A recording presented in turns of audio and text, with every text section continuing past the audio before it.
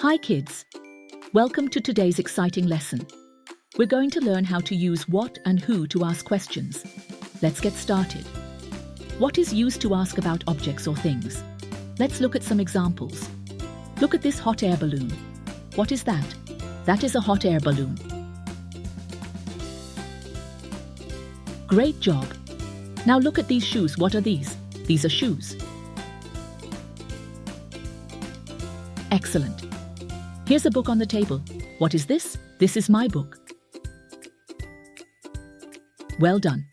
Look at the butterflies. What are those? Those are butterflies. Fantastic. Now see those birds in the sky. What are those? Those are birds. Wonderful. Who is used to ask about people or living things? Let's see some examples. Look at this boy riding a bicycle. Who is on the bicycle? Amit is on the bicycle. Great, here's a cat in the tub. Who is in the tub?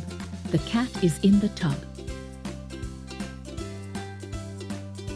Excellent, look at this girl drinking water. Who is drinking water? A girl is drinking water. Wonderful, now look at the bus driver. Who drives a bus? The bus driver drives a bus. Amazing. That's all for today, kids.